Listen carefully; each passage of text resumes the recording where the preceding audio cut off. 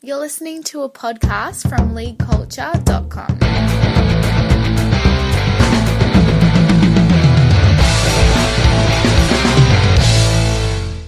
Then in the 1960s, we sort of see Australia really do their effort to spread the game, where we get the game emerging in Papua New Guinea. Yeah, I think one of the interesting things is that in a sense, it's a lot of this is to do with the British Empire, either the growth of the British Empire when rugby union expands, or the decline of the British Empire in the 1950s and 1960s, and you see opportunities emerging for rugby league. So in the 1960s, rugby league had first been played in Papua New Guinea during the Second World War by Australian servicemen. And then when the Australians realised that Papua New Guinea was a country rich in minerals that could be exploited, a lot of expat Australian workers went out there to work in the mines and work in the industries that had been set up there. And they naturally, because they were from New South Wales or Queensland, they played rugby league. And although initially, up until the 1960s, it was basically a game of Australian expats. But then it started to spread into the rest of the population. So Papua New Guineans started to play it. And it appears to have taken off like wildfire. As soon as the game was played, people saw the game. Papua New Guineans realised it was the game for them. And, you talked to people like Stanley G, Michaelia Zoo, and you can tell this is, just like if you're born and bred with rugby league in the north of England, they have exactly the same feelings as what people in the north of England or in Eastern Australia have. It's their game and they recognise it as their game. So it took off very, very rapidly. Bala played a big role, taking touring teams out there in the 70s and 80s. And then, for once, I think Rugby League internationally did quite a good job in fostering the game in Papua New Guinea. And so they came into the 1988, they were part of the 1988 World Cup, so at long last, after 30 years, the World Cup had expanded to, a fifth country outside of Australia, Britain, New Zealand and France. The PNG defeated France, they defeated New Zealand, they ran England, Great Britain fairly close on a number of occasions. And so, as I'm sure people are probably aware, if you listen to this podcast, it's a hugely important part of Papua New Guineans' everyday life. State of origin is possibly, if such a thing is even conceivable, as popular, if not more popular in Papua New Guinea than what it is in Queensland. And, there are a lot of really interesting, potentially very exciting things happening. Like there's a PNG side now playing in the Queensland Cup, and hopefully that can be developed into something much bigger. And they're now going to be one of the host nations of the 2017 World Cup. So, in a sense, although the popularity of the game there hasn't been matched by the success of the national team, it is one of the great success stories of rugby league over the last 50 years. That it's it's a cliche now, we all say it's the one country in the world where rugby league is truly and unconditionally the national sport. But, to be fair, I think that's down to a lot of good work done by not only the people in Papua New Guinea, but also people in Australia and even here in Great Britain, and people, especially people like Bala, who played a pioneering role in taking international rugby league out there. And I guess the next sort of stage, if you like, was the 80s, really. We saw a bit of movement in the USA and Canada. Yeah, the other thing that we saw, before we get on to North America, the other thing that happened in the 1980s is that the game starts to get into the Pacific Islands as well. And that's really down to changes in society. Australia changed its immigration rules and it went from a white Australia policy where, nobody who didn't have a white skin was allowed in. The immigration changed in the 70s. And so you got people from Samoa, from Tonga, from Fiji, particularly settling in Sydney. And that started to change the nature of the game, both in New South Wales and Queensland. And you get, great players of Fijian heritage like Pt2, Jared Hayne, Samoans, Tongans, who were second generation, born and bred with rugby league in Sydney and Brisbane. And that changed the game both in Australia, but also allowed us, and I think this is one of the most fantastic things over the last 20 years, allowed Tonga, Fiji and Samoa to become serious international rugby league nations. And it's worth noting, and hopefully the International Federation will note this, those Pacific nations in rugby union have been very, very badly treated since rugby union went professional. They've been starved of money and they've not had any success. In rugby league, it's completely opposite story. The Samoa, as we all know from looking at Samoa and the Four Nations, they've got a great team. Fiji got twice to the World Cup semi-finals. And that's on the back of not just the players who are who have been born and bred with the game in Sydney and Brisbane, but also with those players in, players who have been born and bred in Samoa, Tonga and Fiji as well. So that's one of the great success stories of rugby league since the 1980s, I think. The North America is a really interesting example of the great what-if question. I think as rugby league supporters, we're all aware of, our history is a series of what-ifs.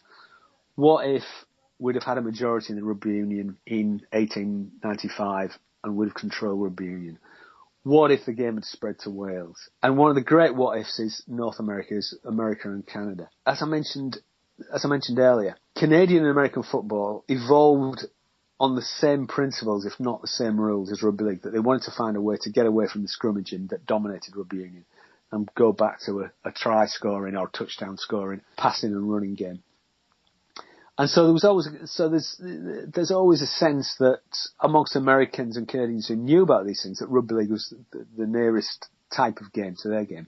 And even Walter Camp, who was known as the father of American football, was very, when he wrote about rugby in just before the First World War, was very complimentary about rugby. He said, well, this is a real game, and they're very similar to the way they play is very similar to our athletes. In 1928, the Lions on their way back from Australia and New Zealand stopped and played in Vancouver, in Canada, and there were a number of attempts. Harry Sunderland, the famous Australian and then later British rugby league journalist and administrator, attempted to get rugby league started in America in the 1930s, and even corresponding with George Halas, the founder and owner of the Chicago Bears, and tried to get a game between the Kangaroos and the hybrid game between the Kangaroos and the Chicago Bears in the early 1930s. It didn't happen, sadly. Rugby union really almost died in America and became very small and insignificant in Canada. But it did, in America, rugby union started to develop in California in the 1930s. Obviously, it's on the Pacific coast. It looks towards, next stop. Well, if you look downwards, is Australia and New Zealand. And so there was always an awareness of rugby, and they'd played the All Blacks and the Wallabies before the First World War. Rugby union started to gain a little bit of traction in the 1930s, but they got very frustrated about the fact that they weren't getting any international games with either Australia or New Zealand, certainly not with any of the British nations.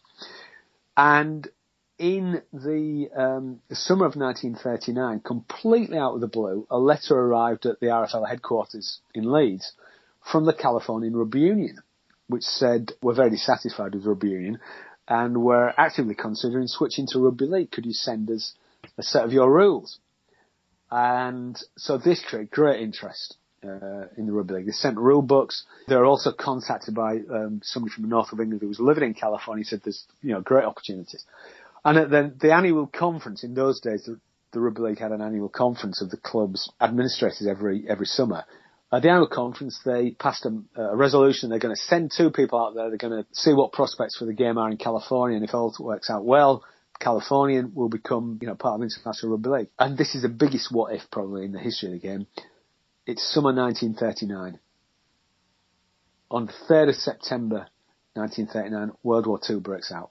And all bets are off. So that chance of rugby league being established in California was lost forever. However, what was just as unexpected was in 1943, in the middle of the war, a letter arrives at the rugby league headquarters from the Nova Scotian Rugby Union in Canada saying that we're very dissatisfied with rugby union and we've decided to start playing rugby league. Can you send us some rule books? Again, obviously it's very difficult. Because it's, if not impossible, because it's World War II. But because there are more links with British expats in Canada, remember at this time Canada was still a colony of or at least still part of the British Empire, the game starts in Nova Scotia and what are called the Maritimes, the eastern Atlantic facing states of Canada. And the game basically transplants rugby union. The rugby union club switch to rugby league and they start playing and they continue playing throughout the 1950s. However, the problem in Canada is that, in a sense, that rugby league, because it's called rugby, which is seen as English rugby, the big game, the coming game, was Canadian football, particularly as TV started to take off and people had TV sets. And Canadian football's not all the time. It's also, Canadian football, even today, is very nationalistic. It's about, this is Canada's own game, this is a Canadian way of life. And so rugby league struggled. It also didn't get very much help from the British. Bill Fallowfield, who was the RFL secretary at the time, well, up until the 1970s, went over to Canada to try and help them, but he really didn't have much of an idea what to do. He gives them a lot of moral support, but he's not very good on guidance, how to deal with the media, how to develop expansion plans or anything like that. And the game essentially withers and dies, sadly. And it's not until the 1980s that things start to get going again. And it's really part of, a lot of it in Canada is down to expats, and it's also down to the initial beginnings of satellite TV. You can now see English Rugby League, Australian Rugby League on TV. And of course, once you see it, it's incredibly attractive. And if you want to play high impact collision, passing, running sport, then there's a good chance you're going to want to play the sport. And that's really what starts the ball rolling in Canada and America in the 1980s. In America, there've been a number of attempts to start the game in the 1950s. The Australians had played a game in California. And then, of course, as is described in Gavin Willis's fantastic book, No Helmets Required, there's an American All-Stars touring team that goes to Australia and in 1953 and also France in 1954. But nothing really comes of it. Sadly, despite, it's a fantastic story, and I'd really encourage everybody to read Gavin's book. Attempts are made in the 1960s, in the 1970s and 1980s. Mike Mayer, who was former professional American footballer, attempts to get rugby league off the ground. Wigan play Warrington in Milwaukee, but it never quite sticks, and I think it's because at that point there isn't, international links are still not as easy and straightforward as they would become in the 80s and 90s, when you get, obviously, satellite TV, the internet, cheap flights. Things become very much easier to organise. And so you have things like American teams entering the Sydney Sevens in the early 1990s. The Canadians, after a number of false starts, really start to get their act together, really over the last 10 years. I think there's some fantastic things going on in Canada today. And it's, in a sense, if you take the long view of history, it's kind of all those attempts that people have made to get the game going in North America ever since the 1920s, when the Lions first stopped off in Canada. They're beginning to pay off in a small but significant way today. So I think what's going on in Canada and America, it's very exciting. And although obviously the game's never going to compete with American football or Canadian football, there's a real opportunity that it can become a significant sport in, for a large section of Canadian and American sports fans. Yeah, then that leads us into the 90s, really, where you see some unusual developments in places like South Africa and Russia. Again, it's partly because the world is changing. And in a sense, and I might be slightly exaggerating here, but one of the problems that we had historically in expanding internationally was the fact we would always come up against rugby union, either in the way that the Italians or the Yugoslavian rugby league people did, in that they would just simply use their weight to force governments or associations to stop rugby league being played, or simply the fact that people in positions of power would automatically assume, because of their education or because of what knowledge they had of sport, that the Rugby Football Union, the International Rugby Union Board, was was proper rugby. That started to break down as communications became a lot easier, that people could see the game for themselves on TV. It started to break down, and this is what happened to some extent in Russia. There'd been attempts to start the game in Eastern Europe in the 1950s.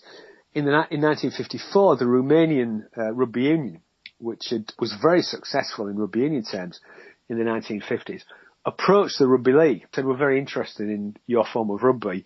Can you send us some rule books, and we'd like to discuss the possibility of playing the game. Nothing ever came of that, partly because the Rugby Union decided that they wanted to head off any potential that Romanian rugby would move to Rugby League, and they were quite explicit about this. Again, the International Rugby Board, in its internal discussions, were quite explicit about the fact they wanted to stop Rugby League and that their rules about playing Rugby League had to be firmly adhered to by all participating nations.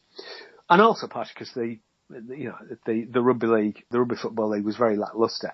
I mean, I've got to say, if you got a letter from the Romanian Rugby Union saying, we're thinking about playing your game, you'd be on the next plane out there. But instead, they didn't try and make contact and were not proactive at all. So an opportunity was lost then. So there was an opportunity there that was never taken up. And Russia only started to play Rugby Union seriously in the 1960s anyway. So it wasn't stuck hard and fast with, it wasn't integrated into sort of Rugby Union culture in the same way that other countries were. And in the 1980s, as the game became more popular Rugby Union became more popular in Russia, there was some friction with the International Rugby Board. The Russians felt they were being discriminated against. As you might be aware, that the International Rugby Union Board was very closely linked to apartheid South Africa from the 1960s onwards. And the Russian Rugby Union felt that because of the Rugby Union's international links with South Africa, they weren't getting a fair shake of the dice. And in the late 1980s, they started to make contact with the Rugby League. And in 1989, again, amazingly, almost completely out of the blue, it was announced that Rugby League was starting in Russia.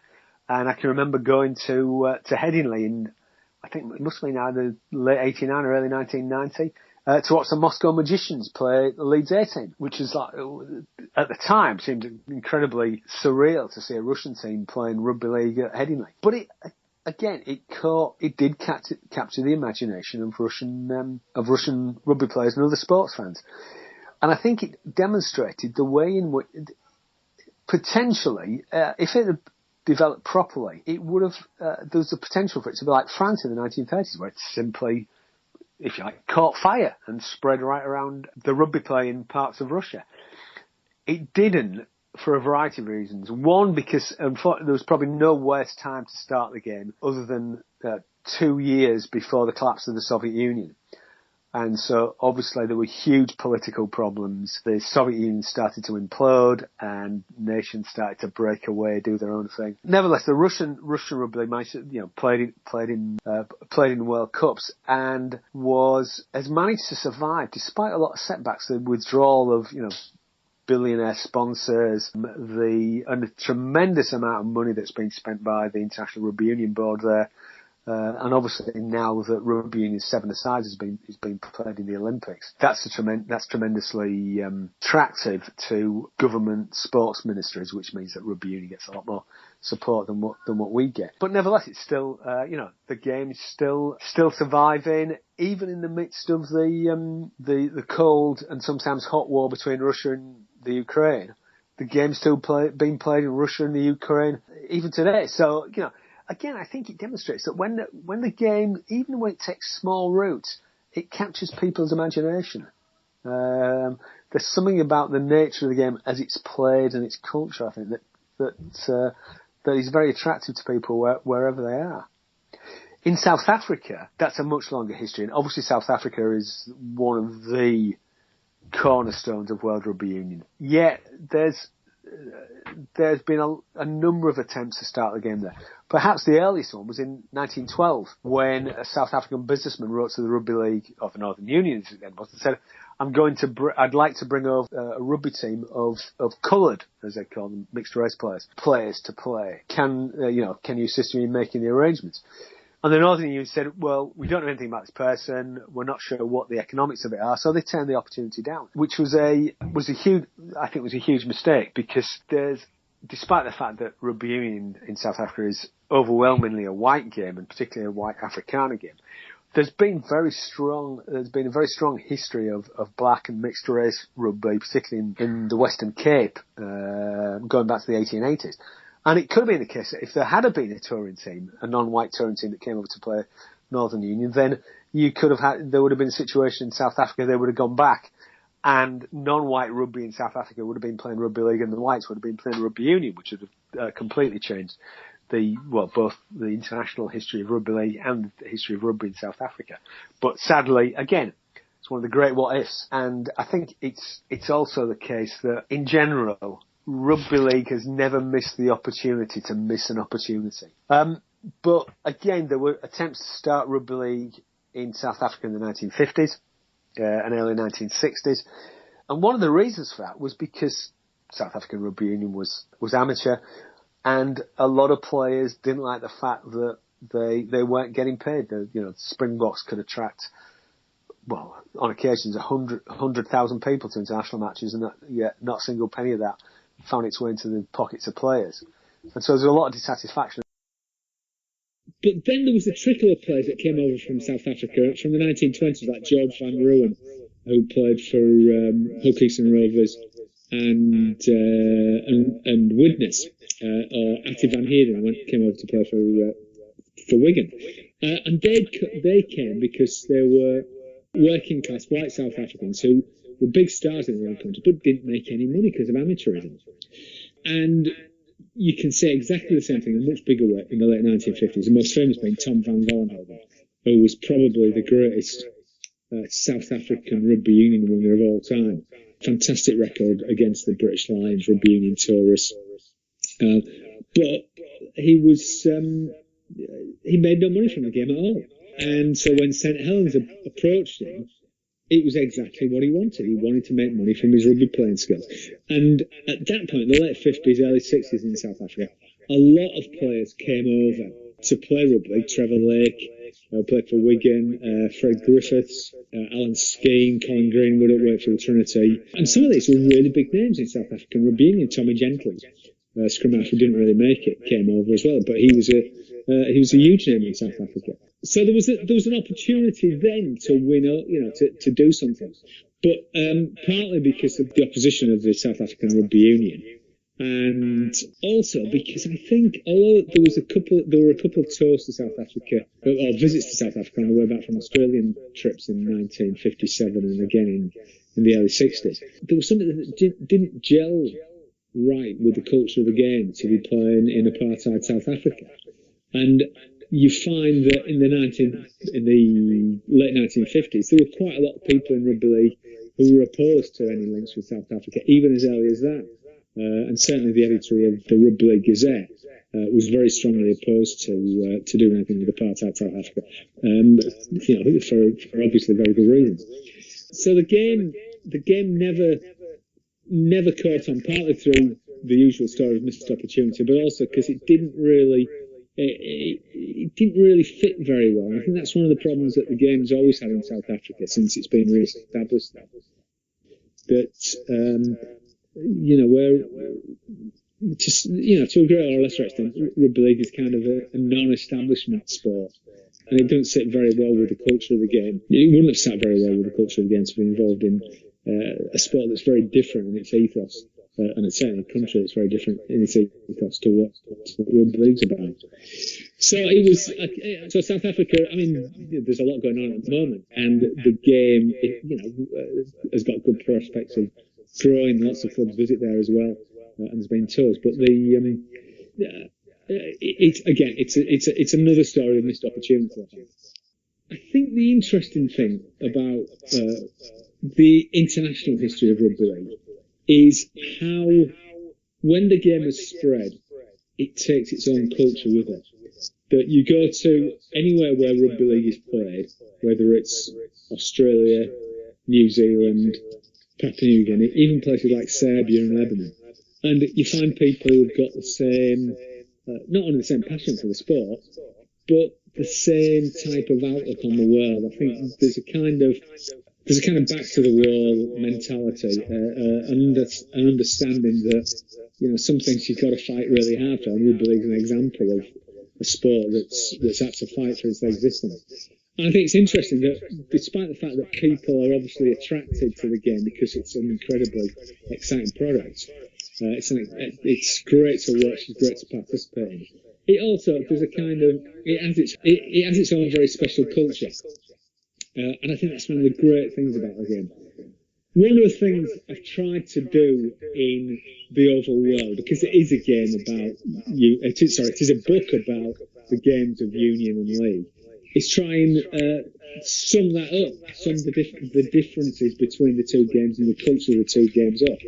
And it's not just reflecting the way the games are played, but it's about what their philosophy about rugby is, how rugby should be played, and also really a way of an approach to life as well. And I suppose the final point about the book is that rugby's got the most interesting history of all sports. Now, obviously, I would say that because that's what I write about. But when you look at what rugby has gone through and the way it's been involved in all the significant events of the last century and a half, it's much more interesting than football or cricket or tennis or any other sport, because it's all about conflict. It's about conflict between Union and League, and then even within Rugby League, we're a sport that thrives on conflict and dissension. We were born in a spirit of split and schism and argument and division, and that's how the game is. And in a sense, that's our weakness, because we often spend so much time looking inward and arguing amongst ourselves. But it's our great strength, because it's given people that drive and determination to succeed.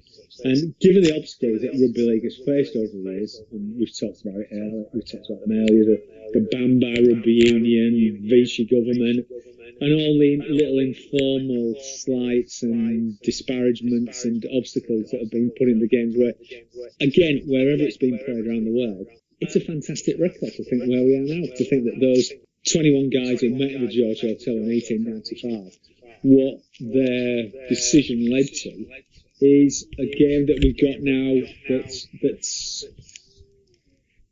played in something like over 30 odd countries, where the NRL can command TV deals worth billions of dollars, where there are teams in every county of England, rugby league teams in every county of England for the first time ever.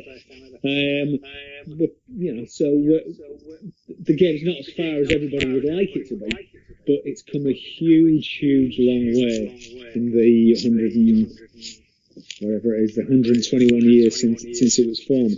And in a sense, so the Oval World is a tribute to those men who started the game and had such foresight to make that decision, without whom we wouldn't be here today.